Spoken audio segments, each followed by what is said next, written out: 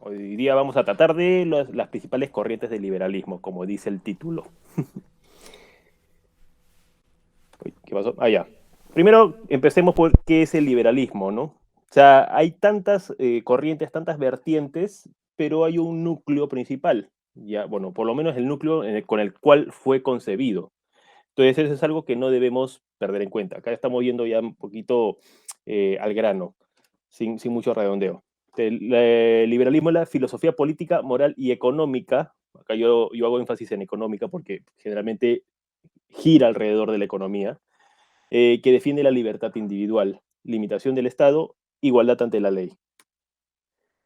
Libertad individual, ahorita voy a explicar por qué limitación del poder del Estado lo represento con un monstruo encerrado, igualdad ante la ley. Ya, el Estado, de por sí, y yo lo considero como bueno, muchos también lo consideran así, como un mal necesario, ¿ok? Entonces, pero es un mal al fin y al cabo. Entonces, por lo tanto, tiene que estar controlado, tiene que estar mitigado de alguna manera, porque si no, después empiezan a surgir los absolutismos y todo eso. Entonces, pero estos básicamente son los tres pilares en los cuales se fundamenta, por así decir, el liberalismo. Entonces, empezamos con el liberalismo clásico, cómo es que nace esta corriente filosófica. Bueno, nos ubicamos entre el siglo XVII y XVIII, bueno, acá lo escribí mal. Este, Hay tres exponentes particulares, ¿no? Tres exponentes principales. Adam Smith, ¿no? David Ricardo y John Locke. Estos son se podría decir que son los más influyentes del liberalismo clásico. Surgen en un contexto en el que había un poder absoluto por parte del monarca. ¿Ya? El Estado y el rey eran prácticamente lo mismo, había una autocracia, el poder centrado en una sola persona. Entonces, ¿a qué viene el liberalismo clásico?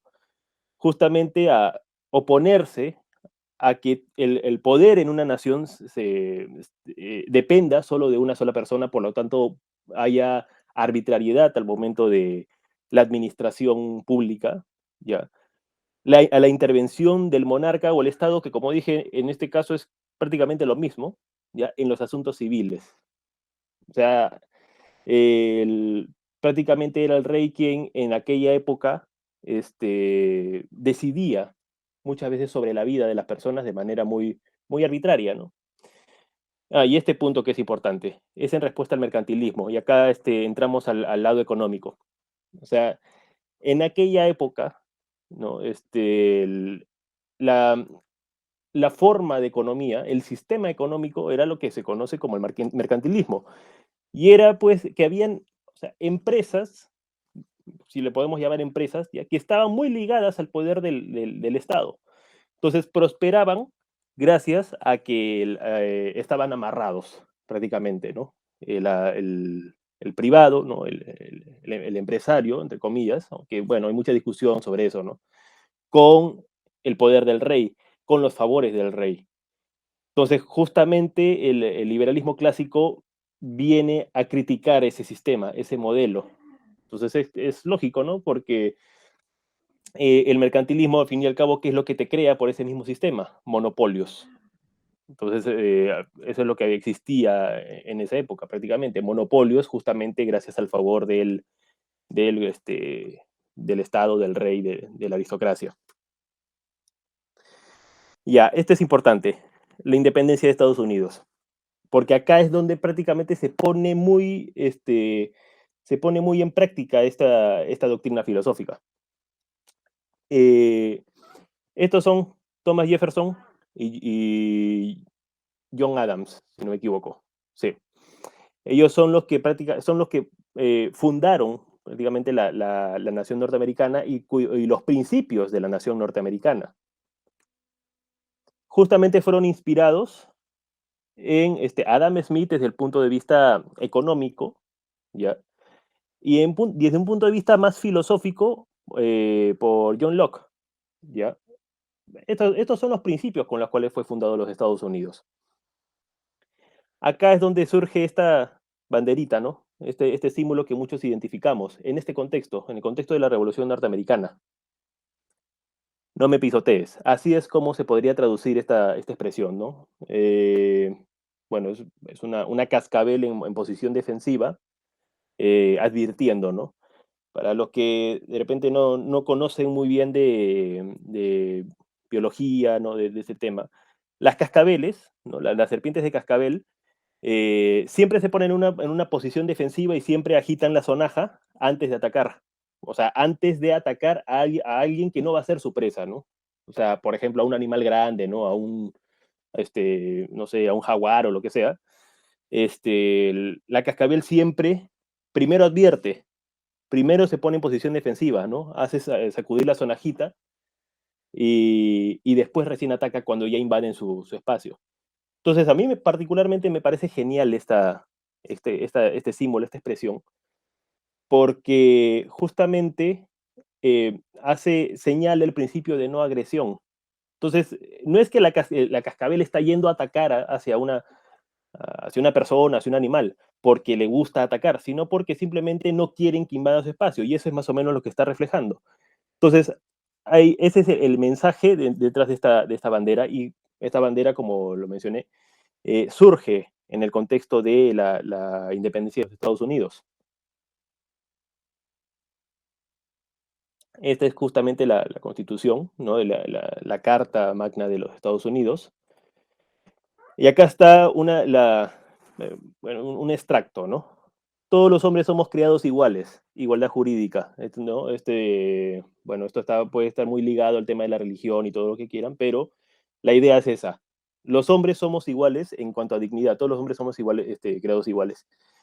Ciertos derechos inalienables, vida, libertad y búsqueda de felicidad, ¿no? El poder deriva, poderes legítimos del consentimiento de los gobernados. Acá se está refiriendo en contra de las tiranías, por ejemplo, de las dictaduras. El pueblo tiene el derecho a reformarla o abolirla e instituir un nuevo gobierno.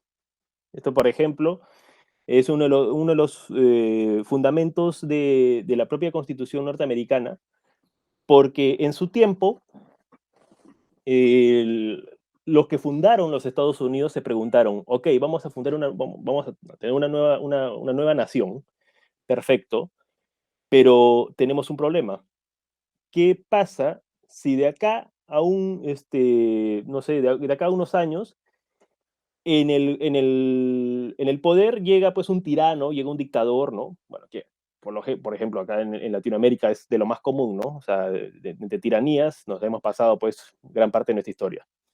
Pero ellos se preguntaron, ¿qué pasa si es que llega esto en nuestro pueblo, ¿no? En Estados Unidos?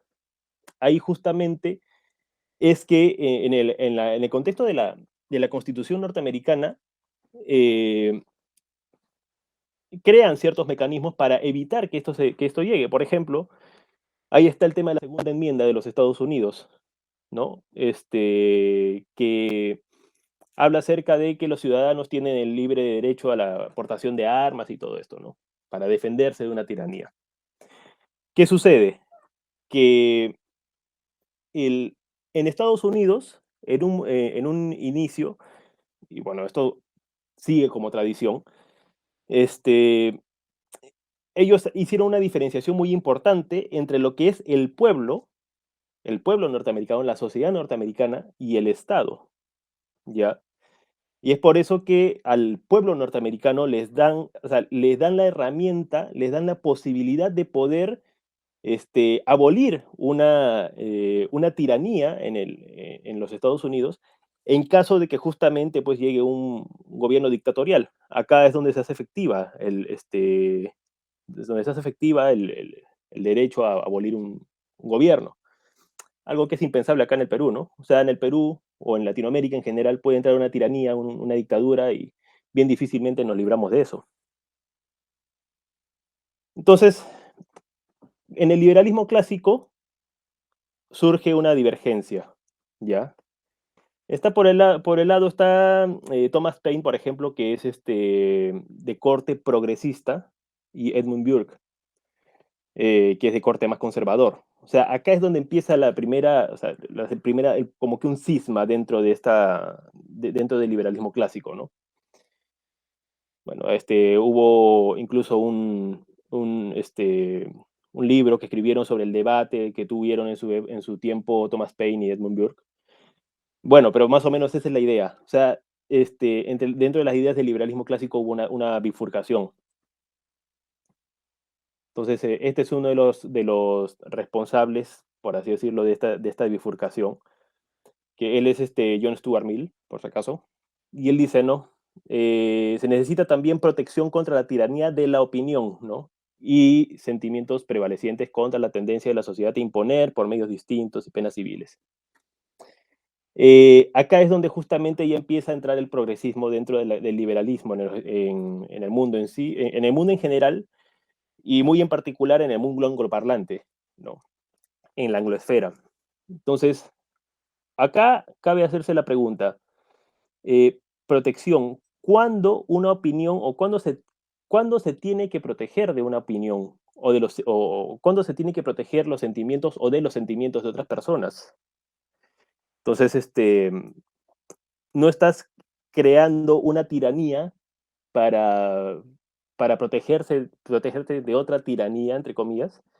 Desde acá ya hay mucho debate filosófico, incluso esto que propone John Stuart Mill se ve en la actualidad, en la actualidad en los Estados Unidos, por ejemplo, cuando hay gente que pide que se proteja o que se censure a ciertas opiniones porque ofenden sentimientos o lo que sea, ¿no? Entonces, acá justamente es cuando empieza el problema, o, ¿no? Las diferencias entre lo que conocemos en el mundo angloparlante como los liberals y los conservatives, ¿no? Los liberals son justamente los que han ido por la tendencia progresista en los Estados Unidos, un poco también, bueno, en Canadá, en la anglosfera, ¿no? En Reino Unido, ¿no? Y los conservadores son los que saben que la libertad es importante, pero es siempre es más conveniente conservar ciertas tradiciones, ciertas instituciones, ¿no? Entonces, es por esta razón que en muchos países cuando hablan de habla inglesa, cuando hablas de liberales, muchos se refieren a la izquierda y se refieren a los progresistas. Entonces es más probable que cuando uno diga, cuando tú te presentas en Estados Unidos, por ejemplo, y dices yo soy liberal, es más probable que te entiendan que eres un seguidor de, a ver, trayéndolo a la esfera peruana, que eres un seguidor de Marcos y Fuentes, por ejemplo, que de Javier Milei, ¿no? Entonces esa es esta pequeña diferencia. Entonces, a raíz de esta divergencia, ¿qué es lo que tenemos hoy en día? Eh, tenemos los liberals, ¿no? Este, que son prácticamente progres, ¿no? Son progresistas en Estados Unidos, siempre presenta la victimización. Ya vemos de dónde surge esta victimización, de ese discurso original, ¿no? De John Stuart Mill. En contraste con los conservatives, ¿no? Los que, miren, si pueden, a ver, voy a tratar de ver si es que está, ya. Miren, acá está la bandera de Gadsden, ¿no? La bandera libertaria. Ya. Entonces surge esta diferencia. Pero miren quiénes son los que están conservando más las ideas de libertad. ¿Cuál de los dos? ¿Aquel que pide de alguna manera, directa o indirectamente, que se censura a los demás? ¿O aquellos que tratan de conservar y de rescatar los principios con los cuales fue fundado los Estados Unidos? ¿No? Tenemos esta diferencia, ¿no? Por ejemplo, entre aquellos que rechazan sus propios orígenes, porque él es norteamericano, por si acaso, no es un sirio, no es un iraquí, no es un afgano, no, él es un norteamericano que manda una bandera norteamericana en contraste con esto. Entonces, esto es lo que hay hoy en día, por lo menos en la anglosfera, ¿no? Se ha tergiversado, por esta parte, la idea de libertad que se ha defendido en el liberalismo clásico. Se ha tergiversado bastante, ¿ya? Luego pasamos a la escuela austriaca de economía.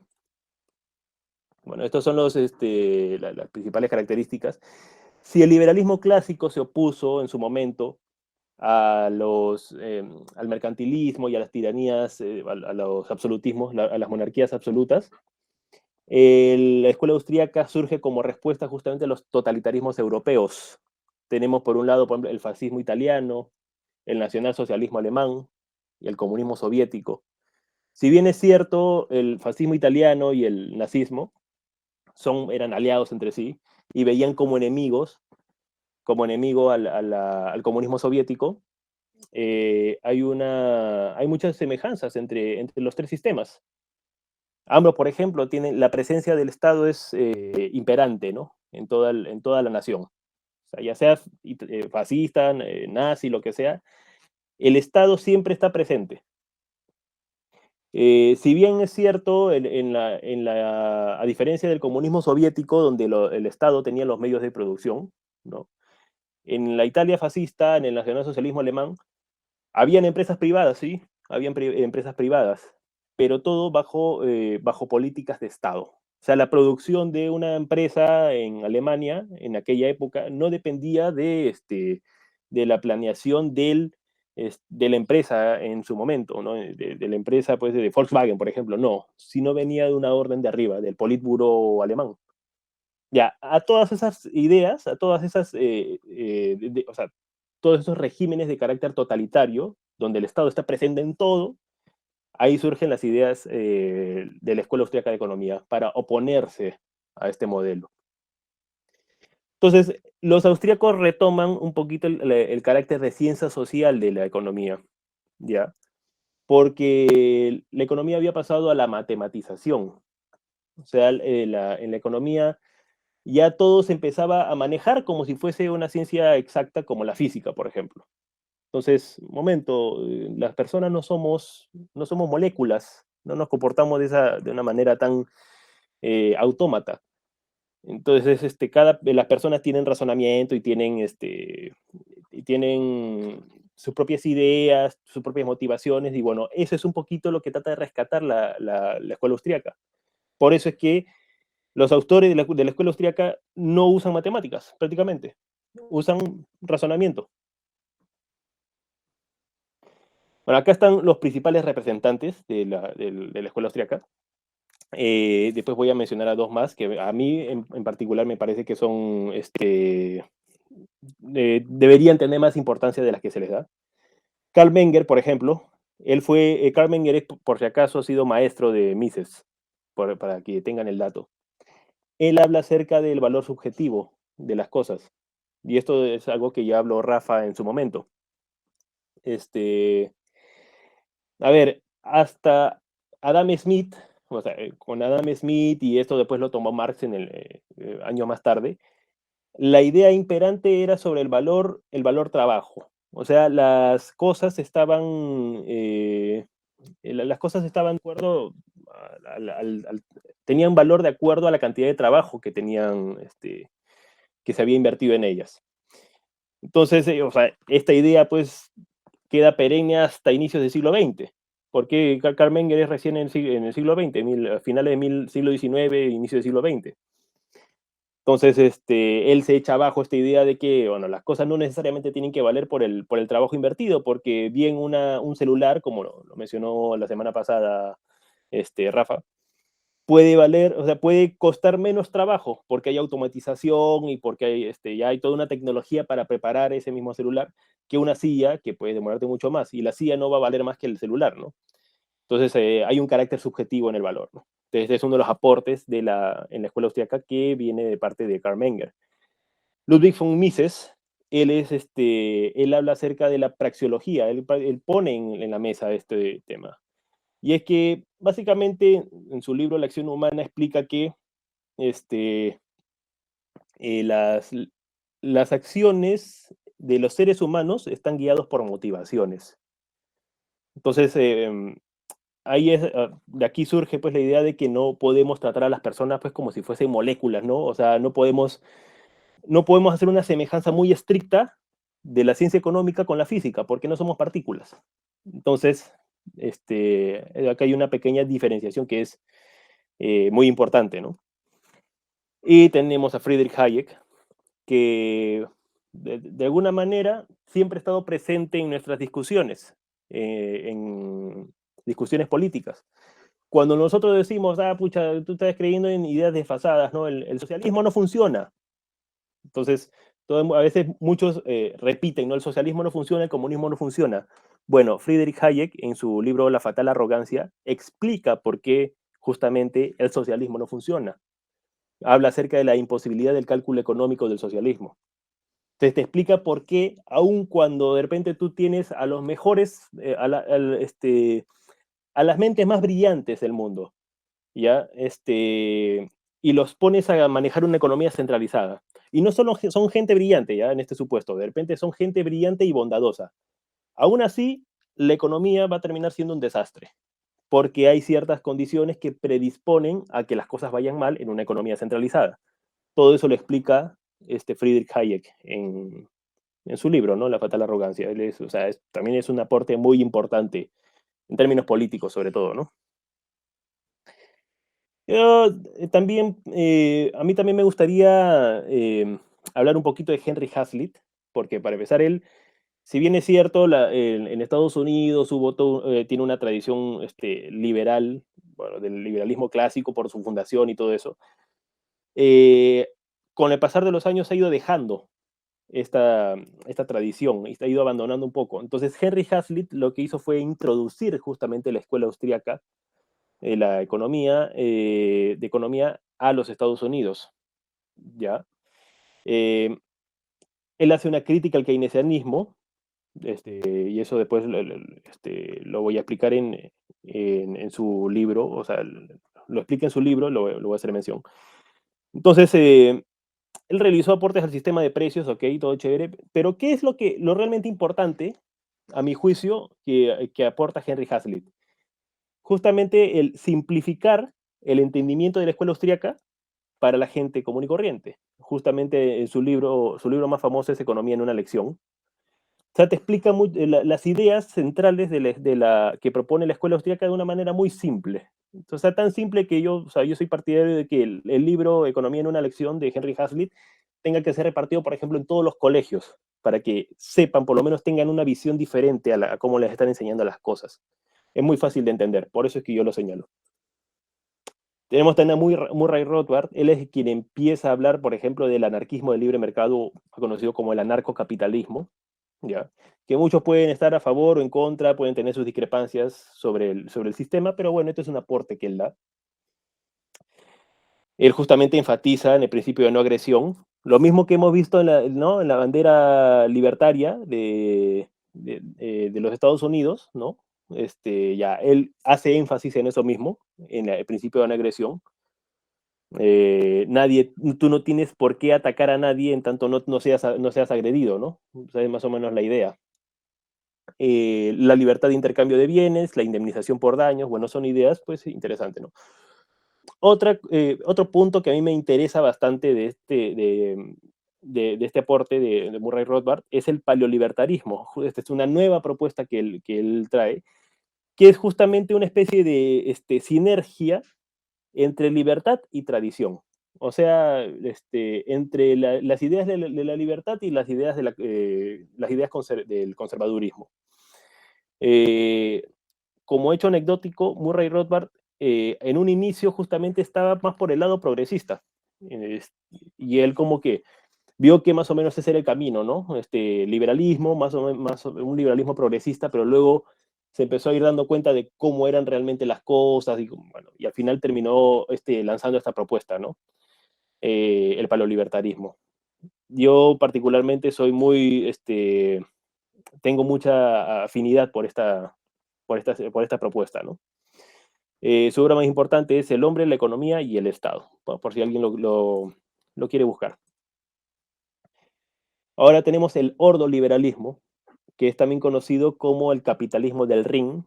O sea, el Rin es un río en Alemania, o sea, porque esta es una versión del liberalismo que surgió en el país germano. Entonces, muchos no habrán escuchado del ordoliberalismo, pero sí habrán escuchado su principal postulado, que es la economía social de mercado. Eso creo que eso está incluso en nuestra Constitución. Bueno, surge de ahí, del ordoliberalismo. Defiende cierta intervención de la economía, ¿no? Impuestos progresivos. ¿Qué quiere decir impuestos progresivos? Un ratito.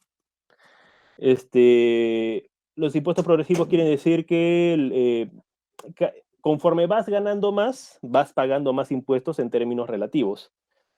O sea, si alguien que gana 1.000 soles paga 10% de impuestos, alguien que gana 10.000 soles no va a pagar el 10% de 10.000, sino ponte el 15% de 10.000, ¿no? Va aumentando la tasa de impuestos conforme vas ganando más. Eso quiere decir los impuestos progresivos. La propiedad privada debe ser garantizada, pero se debe obligar al uso responsable de tal derecho. Estas son las características principales del ordoliberalismo. Pero bueno, acá yo en particular, esta es una apreciación subjetiva, totalmente personal, yo le encuentro muchas falencias a esta propuesta. Por ejemplo, la defensa de la política como salarios mínimos. Esto, por ejemplo, el Henry Hazlitt, el autor ya citado anteriormente, él habla que los salarios funcionan simplemente como precios, son simplemente precios de tu mano de obra. Y ya, si tú pones un tope mínimo, estás alterando estás alterando el mercado laboral, produciendo desempleo. Ya, esas, por ejemplo, no son consecuencias que se está tomando en cuenta en este tipo de propuestas. O, por ejemplo, la idea de los impuestos progresivos, ¿no? Mientras ganas más, te cobran más. O sea, te cobran más en términos relativos. Ya, esto, por ejemplo, viola el principio de igualdad jurídica, igualdad ante la ley. ¿Ya? O sea, porque estás diciendo que alguien que gana más no es igual en términos de la ley, ¿no? A alguien que gana menos. Eso por un lado. Por otro lado, este, estás castigando el éxito, porque, o sea, mientras más creces, mientras más exitoso eres, te castigan más. Entonces, ¿cuáles son los incentivos para crecer? O sea, estás cortando justamente los incentivos para crecer, para ser grande, para salir, para proyectarte. Y bueno, dice que la propiedad privada debe ser garantizada, pero se debe obligar al uso responsable de tal derecho. ¿Quién debe obligar al uso responsable de tal derecho? ¿El Estado? Ok, pero ¿qué es uso responsable de tal derecho? No sé, ¿no será que esto se empieza a subjetivizar y se empieza, viene el gobernante de turno y va a decir, yo considero que esto es responsable y esto no es responsable, y viene otro y dice, no, es todo lo contrario? Entonces, hay ciertas falencias que yo identifico en esta propuesta, pero bueno. Estos son los representantes, para que se tenga en mente. Este es el representante teórico, él es Walter Eucken. Él postuló todas estas ideas, ¿no? Del capitalismo del ring y toda la vaina. Y él es el representante práctico. Él ha sido canciller de Alemania. Él ha sido el segundo canciller de Alemania después de Konrad Adenauer. O sea, Alemania pierde la Segunda Guerra Mundial, está destrozada, pasa al control de los países aliados, ¿no? Perfecto. Eh, el primer canciller es Konrad Adenauer. Bueno, él no tiene mucha importancia porque está manejando un país en quiebra, en ruinas. Ya, él es el que lo sucede, ¿no? Ludwig Erhard. Y este pata, Ludwig Erhard, empieza a poner en práctica las ideas de Walter Eucken. Bueno, la Escuela de Economía de Chicago, más conocida como el monetarismo. Eh, Estos enfatizan el papel del dinero en la economía, como dice. O sea, tiene como que sus raíces, sus orígenes en la escuela neoclásica, o sea, como que retomando justamente ideas ya del pasado. Comparte la idea del equilibrio económico, bueno, eso ya mucho lo conocemos, y bueno, acá se diferencia un poquito en la escuela austríaca de la economía. La escuela austríaca te habla acerca del individuo y las motivaciones del individuo, cómo es que se mueve el individuo. Bueno, acá los monetaristas ven las cosas un poquito más macro, ¿no? O sea, como ya conocemos de la macroeconomía, que ve todo de manera agregada, bueno, eso mismo hacen los monetaristas. Hacen un análisis agregado de la economía a nivel macro. Acá están los principales representantes, ¿ya? Milton Friedman, todo el mundo lo conoce. Arnold Harberger, Pues, parece que era colega de Milton Friedman. Y bueno, acá tenemos dos personajes que son chilenos. ¿Ya? Él es José Piñeira, él es el hermano del actual presidente de Chile, Sebastián Piñeira. Entonces, ¿a qué vienen estos dos personajes que son chilenos? Acá están los Chicago Boys. O sea, ellos, las ideas del monetarismo tuvieron su parte práctica en Chile, prácticamente, de la mano de la escuela de Chicago, los Chicago Boys, ¿no? Que fueron chilenos que se capacitaron en Estados Unidos, en la Universidad de Chicago, y trajeron las ideas del monetarismo y el libre mercado a Chile. Como dato anecdótico, él, José Piñeira, fue quien en la dictadura de Pinochet le recomendó justamente a Augusto Pinochet, ¿no? Al dictador, dos cosas, la implementación del sistema privado de pensiones, ¿no? Lo que es la AFP, no sé cómo se llamará en Chile, y el que entregue la democracia, el que entregue el que Pinochet entregue la democracia a Chile, o sea, que le devuelva la democracia a Chile. O sea, él fue la mente detrás de eso, él fue el que le dijo a Pinochet, ¿sabes qué? O sea, lo más conveniente es que hagas esto. Bueno, él es responsable de eso. Entonces, acá están un poquito los frutos de la escuela monetarista. Esto es Hong Kong, ya en años, décadas antes, ¿no? Y este es Hong Kong ahora. Entonces, ¿por qué menciono Hong Kong? Porque Milton Friedman hizo un documental bien interesante, está en YouTube, lo pueden encontrar, que se llama Libre para elegir, ¿no? Eh, y toma como ejemplo de qué es lo que se tiene que hacer en una economía a Hong Kong. Gran parte de su documental está enfocado en Hong Kong, ¿no? Que hay libertad de movilidad de capitales, que hay flexibilización laboral y un montón de cosas de esas, ¿no? Entonces, él explicó en aquella época, era 1970 y tantos, por ahí, decía, ¿no? Que Hong Kong es, a pesar de no tener riquezas, no tener recursos, nada de eso, está demostrando ser exitosa y hay mucha migración china, justamente de la China comunista, hacia Hong Kong. Entonces, por algo es, ¿no? Ya, acá está. Y otro ejemplo es Chile. O sea, estas son las colas en la época de Salvador Allende, en Chile. Y esto es Chile hoy día. Bueno, o sea, hasta Chile todavía podemos verlo como un éxito económico, ¿no? Bueno, por lo menos hasta donde estamos. De acá a unos años no sabremos, pero en fin. Eh, Chile también es un sinónimo de éxito, porque Chile no es que tenga tampoco una gran diversificación o una gran economía, o sea, grandes recursos naturales, como para decir que su éxito se debe a eso. No, o sea, no es, Perú en términos de recursos es mucho más rico que Chile. Y sin embargo, no presenta el éxito que presenta Chile, bueno, por el simple hecho de que Chile implementó su sistema mucho antes que el Perú. Bueno, el Perú también agarramos esta onda ya del monetarismo, del liberalismo, ¿no? Pero años más tarde. Bueno, las consecuencias ya están. Acá están también el caso de Perú, por si acaso. Como pueden ver, acá la economía peruana siempre ha tenido un crecimiento muy lento, ¿no? Desde 1950, que es donde hay data, hasta 1990 y tantos. Pero miren, acá justamente está el punto de inflexión, 1993. Y acá se dispara la economía peruana, ¿ya? Acá hay otro gráfico que también, bueno, a algunos les puede causar un poquito de gracia. Esta es la exportación de palta en el Perú. Entonces, miren, justo a mediados de los 90 se dispara, ¿ya? Se dispara la producción de palta. ¿Qué pasa? O sea, ¿por qué tomo la palta como ejemplo? O sea, bueno, ¿por qué no el cobre o cualquier otro producto? Porque en el caso peruano, justamente las agroexportaciones, y acá la palta en gran medida es agroexportación, o sea, no es para el consumo interno, o sea, esa es una pequeña parte nada más, pero el resto se va para afuera. Las agroexportaciones crecieron a raíz de una simple normativa que es el régimen laboral agrario, donde se daba más flexibilidad al tema de las exportaciones, ¿no? Al tema de las producciones en el campo, ¿no? El rubro rural, ¿no? Bueno, básicamente eso. O sea, se liberalizó el, la, la economía en ese sector.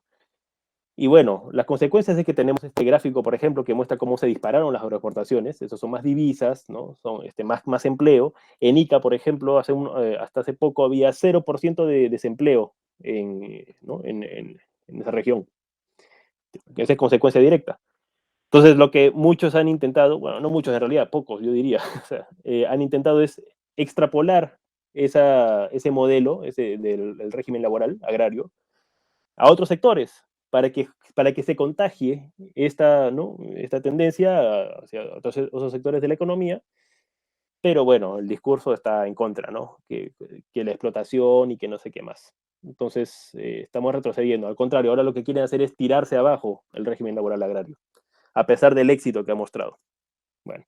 Sí, y disculpa que te interrumpa, Álvaro, pero esto que comentas es importante porque quizás muchos no lo están relacionando, pero es la ley Klimper, que justamente se Ujú. abolió en diciembre cuando se cambió la narrativa ante este tema de las huelgas que hubo, porque supuestamente había explotación laboral y no se estaba pagando las condiciones adecuadas a los trabajadores. O sea, es una farsa. Era problema de los Sí. servicios, pero manipularon la narrativa de tal forma que han abolido ese régimen. Y ya, eso es E- todo.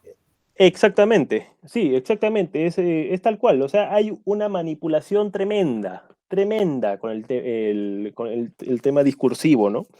O sea, para empezar, si es cierto que hay explotación laboral, ¿por qué hay 0% de desempleo? O sea, no, más bien no habría, o sea, ¿por qué la gente está yendo a emplearse en esas regiones? ¿No será que las cosas no es tanto como la pintan?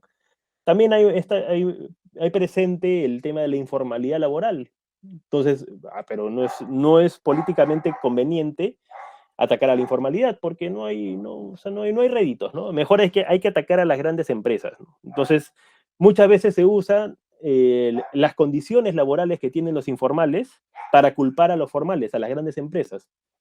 Entonces, hay mucha manipulación, o sea, es total, o sea, es hasta vergonzoso. Hay mucha manipulación, o sea, es lamentable, ¿no? Porque realmente, o sea, si este modelo, este régimen se extrapolase a toda la economía, o sea, estaríamos más cerca de parecernos a Hong Kong, o sea, ¿no? A Hong Kong o, bueno, a Chile, bueno, todavía Chile creo que nos lleva un poquito de ventaja, ¿no? Entonces estaríamos más cerca de parecernos a estos que pues a donde estamos dirigiendo, ¿no? Que es que cada vez más intervencionismo, nos estamos acercando cada vez más a esto, lamentablemente.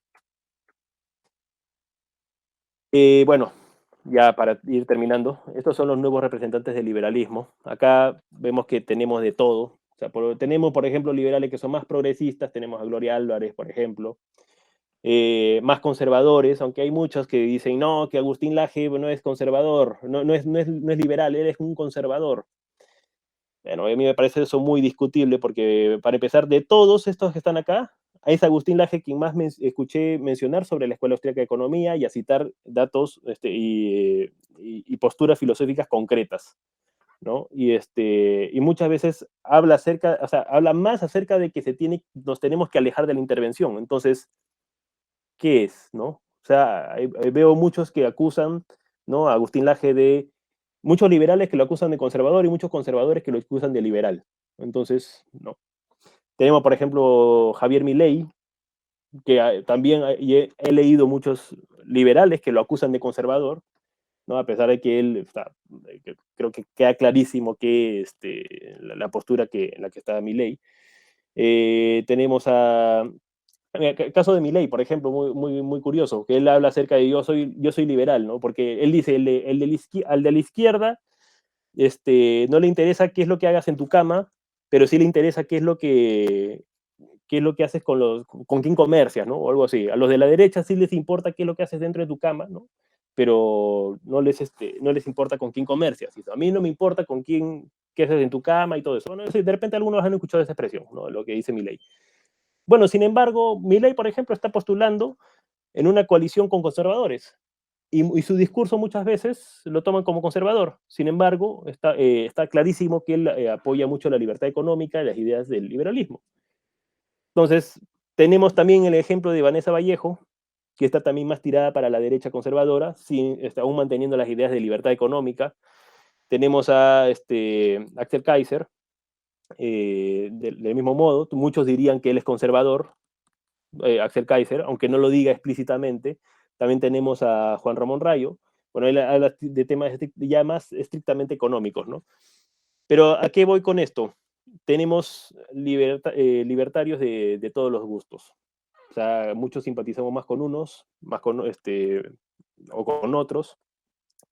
¿Qué es lo que tienen en común estos? Que ellos están básicamente rescatando un poco las ideas de la escuela austríaca. Este es más o menos el factor común entre estos representantes, ¿no? Muy pocos están yéndose por el lado del liberalismo clásico, o el ordoliberalismo, lo que sea. Están rescatando las ideas que surgieron en el siglo XX, ¿no? Con Ludwig von Mises, Friedrich Hayek, Karl Menger. Y bueno, esto creo que sería todo. Gracias.